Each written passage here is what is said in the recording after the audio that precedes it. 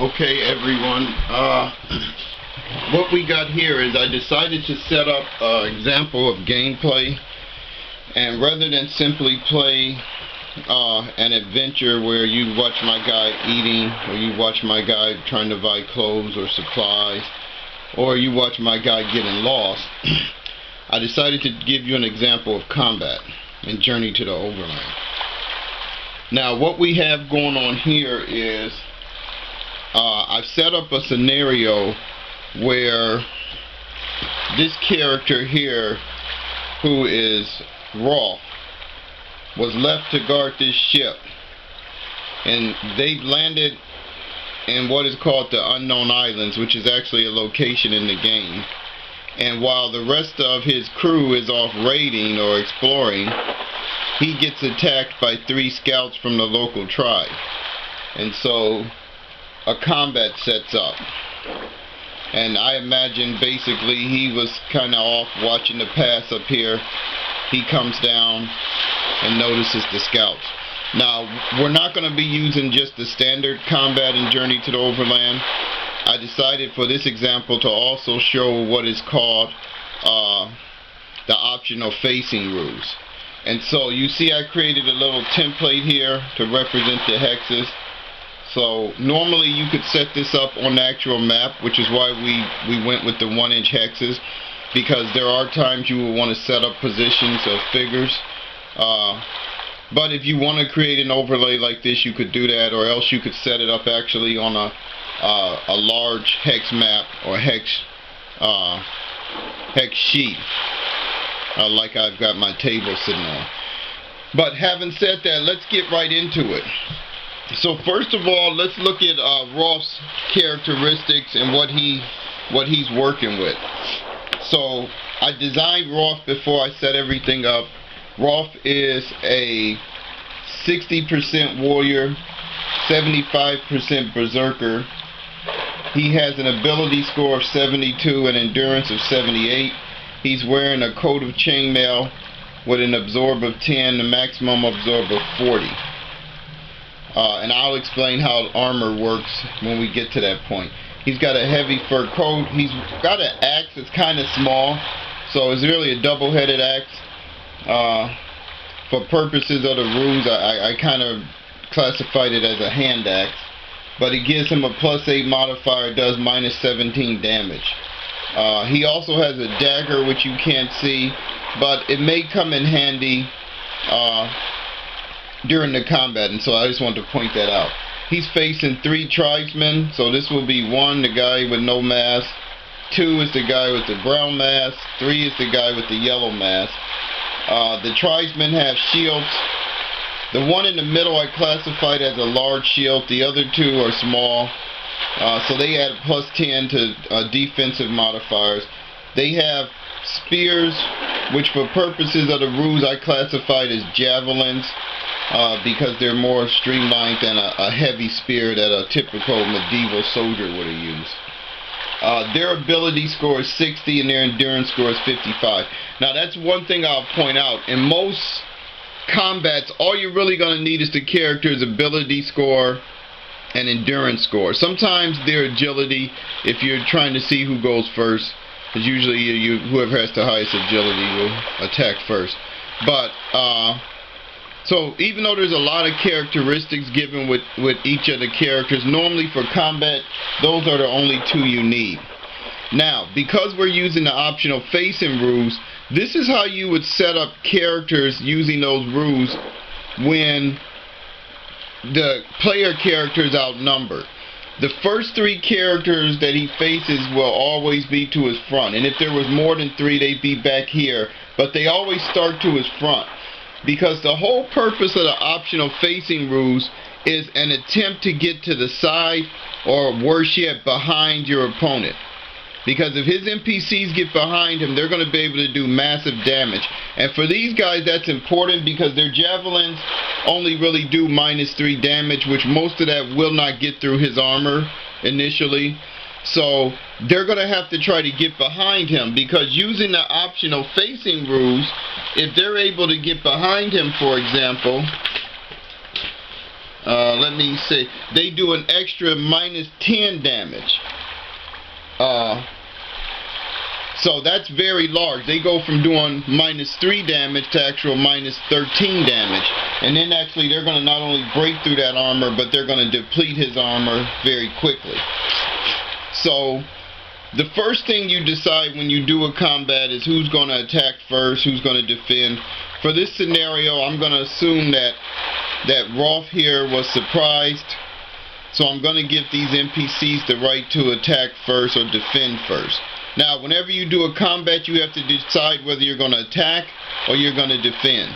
And for NPCs, it'll usually be spelled out what they'll choose to do, but normally they're going to always attack unless they get down to half their wounds. So that's all you got to kind of remember. So, starting with number 1, since we're using the optional facing rules, the first thing I have to do is roll to see which way they're going to move toward him. So I take my basic 2d10s. I'm going to use the 7 as my 10s and the black as my 1s. So I rolled a 77. So looking that up in the optional facing rules, if you roll a 77, it says that your opponent remains in his current position. So he's going to remain in his current position. So let's resolve his attack, because rather than moving them all first, you want to move, do their attack, then do the next one's move and attack. And that's going to be kind of important, because as wounds pile up, it may decide what your guy wants to do. If this guy misses him, for example, and then this guy attacks, he might want to turn and face him because he knows this guy has already missed, so he's not worried about turning his back to this guy. Whereas if you wait and try to do their moves, he can be in an untenable position. So for these rules, you're going to resolve them one at a time. So we see that he has +10 javelin. Their ability score is 60, so that gives them a 70. He rolled a 90, so that's a miss. So we go to the next guy, number 2. Let's see what he decides to do. So I roll a 14. So on the NPC movement table for the optional combat rules, if you roll a 14, that means he faces you forward. So he's already there. So he's going to essentially stay there. He attacks again, needing less than 70. He rolls a 10. So he rolls a 10.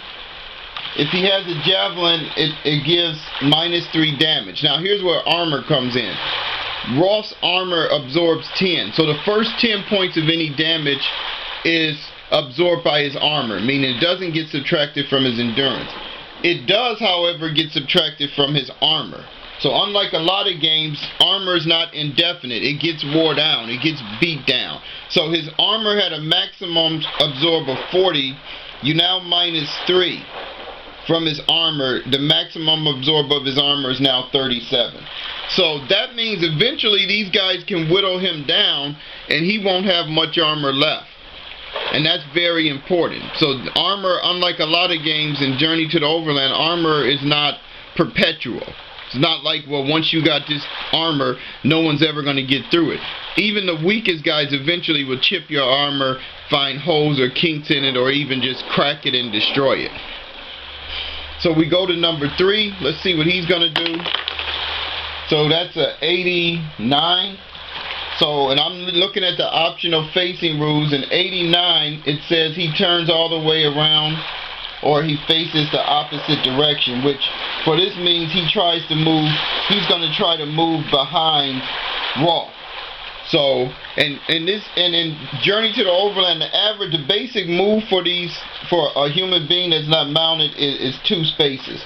So that means he's going to move his maximum movement amount 2 spaces in an attempt to try to get behind Rolf, which in this example, we move him 1, 2.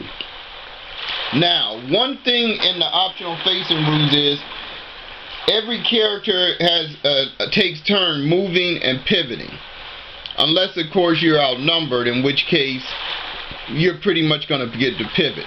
So Rolf can actually pivot his maximum movement. So since he's facing forward, his maximum pivot is 2, because that's his maximum movement. So he can go left or right. If he had enough, he could go all the way around. So in this instance, he's going to pivot 1, which would face this guy, and then 2, which would face this guy. But guess what? The first 3 hexes in front of you are considered your front. So unfortunately, the warrior didn't get to Roth's back. Roth turned to face him and is now in the same position he was before. But this is also important to show that why you don't want to do the movement then all of their attacks. You do them one at a time, because he gets to pivot in response to what every one of these guys does. So let's do his attack. 47, that's another hit. Again, it's going to be absorbed by the armor, but the armor is now down to 37 minus 3. His armor is now down to 34. So I'm keeping track of this off camera. Okay, now we're going to do Roth's attack. Because Roth is a warrior, other than a lot of the other warrior abilities, the only one I'm really going to focus on for this is, as a warrior, he gets to attack twice in combat. So he can either choose to hit this guy twice, or he can now choose to attack each of them once. So Roth is going to decide to attack each of them once and try to whittle them down. He's got a ability of 72. He's got a +8 axe, so that puts him up to 80. He's doing minus 17 damage. Now, there's modifiers in the combat based on things you do. So, for example, I believe Roth moved or turned in his action, even though his opponent didn't make an evade action. So, but there's no modifier for that. An evade is a separate action. So Roth right now has no modifier. So we're going to do his first attack on number 3 here. He needs less than 80. He's got a 45. He did minus 17 damage. Now, his endurance, number 3, their endurance is 55. They have no armor on, obviously, so he's going to take that whole 17 damage from his 55. So 55 minus 17 is 38. So his endurance is already down to 38. Roth then attacks this one here, which is 1. He hits again, so that will put number 1's endurance down to 38. Okay, and so that ends our first round of combat. This is the position after the first round of combat. And that's important because there's certain rules that, depending on what round of combat you're in, on how NPCs will react.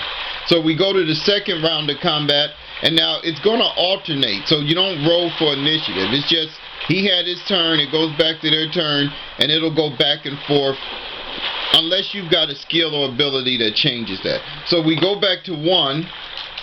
He's attacking with his javelin again. Let's see where he decides to go if he tries to get behind Roth. So he rolls a 1. So it says here, on a roll of 1 through 50, the NPC will move toward your character's front. So for some reason he decides to get back in front of him. Maybe he's trying to distract him or whatever. So that's which way he goes. We roll his attack. He doesn't have wounds equal to half his endurance, otherwise he'd have a modifier. So he's still going to get his 60 plus 10 for the javelin is 70. Wow, he hit it right on the nose. So that takes another 3 off of the armor. And you can see why it's real important that they try to get behind Roth, because he's just going to mow them down. If they don't get behind him, or even get to the side of him where they would get plus 5 damage, he's going to mow them down before long. So he's down to, his armor's down to 31. We do the next guy. He tries to go to the front. So now everybody's going to the front. 1, 2. So they're basically in this same hex. He attacks him. I believe he has a 60 plus 10. So he misses altogether. The last guy, this is the only guy that seems like he knows how to try to get behind somebody. Well, that's cocked. So 4, he moves to the front. So they all decide to move to the front, to just say, look, maybe they're just going to try to rush him. So I'm going to depict this like that. I mean, so now this guy moves to the front. Let's see what he gets. He misses. He gets an 85. So now Rolf doesn't have to pivot at all this turn. He's got his warrior skill. And just for the sake of shits and giggles, he's going to put both of his attacks on this guy to the front, which is number 1. Because if he hits, he's going to kill this guy real quick.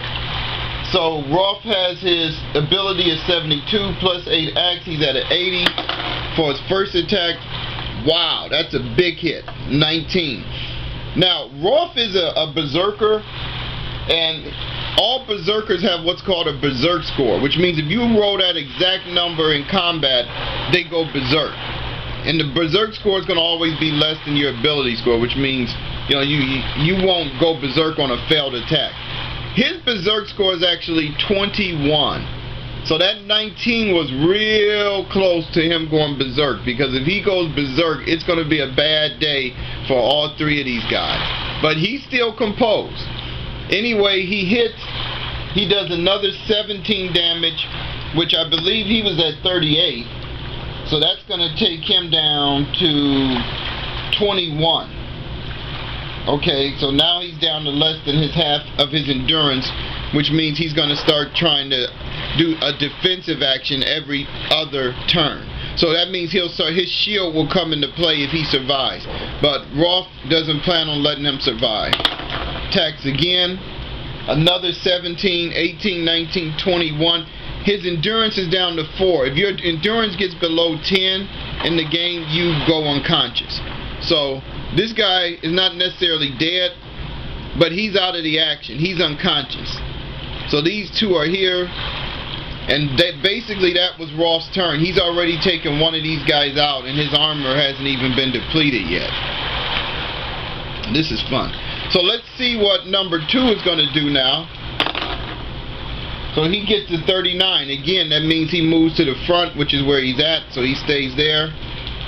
He rolls his attack. He hits, takes off another 3 from the armor. So it goes from 31 to 28. So Rolf's armor's down to 28. And the other guy, number 3, wow, 94. So he's going to move to the back. He's not crazy. He's like, screw this. So he goes 1, 2. And that would actually be considered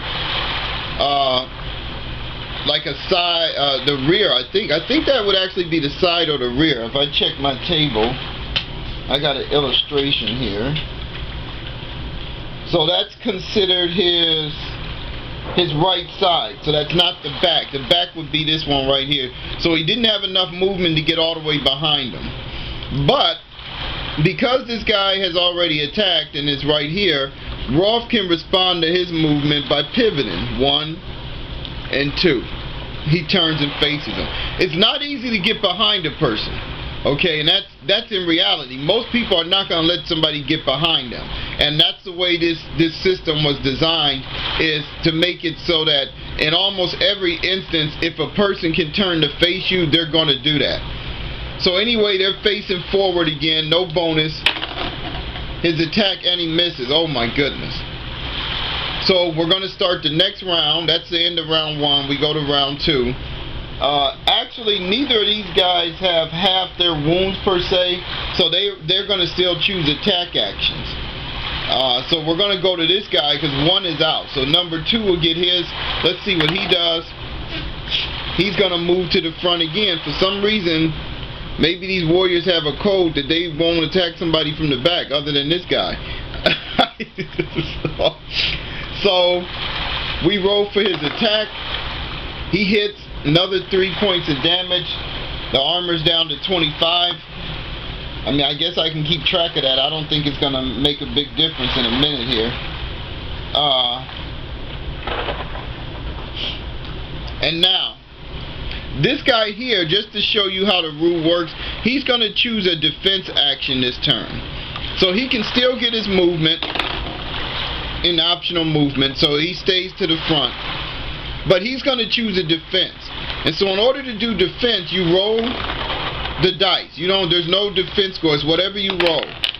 So he has a 72. You add any defensive weapons or shields. His shield, which is actually considered a small shield, will give him a +10. That's an 82. So now that it's Rolf's attack, Rolf will have to subtract 82 from what his normal attack would be. So Rolf has a 72 score with a +80 axe. So he cannot hit this guy. So, you probably want to do that once Rolf decides what he's going to do, because I guess Rolf could put both his attacks on this guy. And let's just assume, this guy is cowering up and he's shielding Rolf, and Rolf sees that. So he decides, look, I'll take this guy out first rather than try to get through his guard. So as a warrior, he gets his 2 strikes. That's 57. That's a hit. So that'll do another 17 damage, taking him down to 21. Another attack by Rolf. That's cocked. He just needs 80 or less. And this guy's now unconscious. Okay. So now it's just Rolf and the other warrior here. And Rolf is no worse for the wear. But because he did a defense action last turn, he can't do one again this turn. They will only do him every other round of combat. So in this round, we roll for his movement, 85. He tries to get behind again. This guy is trying his best to get behind Rolf. But of course, that's not going to work. Rolf gets his 2 pivot, 1, 2. Now, one thing that's important in this is if he was on a horse or mounted, and most horses or mounts have like movements of 3 or 4, he could actually outmaneuver Rolf after a while, because you notice Rolf can only pivot 2. If he was able to have moved 3 or so, he would eventually be able to get behind Rolf, because once he got to the back, he could stop. He wouldn't have to go his whole 3. But, basically both of them being on foot, Rolf can just keep responding to whichever way this guy goes. So he's going to get his last futile attempt to say, look, we're going to chip your armor down, and then when the rest of the tribe gets here, you're not going to be able to benefit from it. And so they do. The armor is now down to 22. And that can be important in the game. If you're caught out traveling and you've got great armor, but you come into a battle like this that you're probably not going to lose the battle, but they do some damage to your armor, you can become vulnerable real quick. So Rolf attacks. He gets a 41. It's another 17 off. A 60. Another 17, and he's unconscious. And at the end of the day, Rolf stands undefeated. And that's an example of combat and the optional combat rules.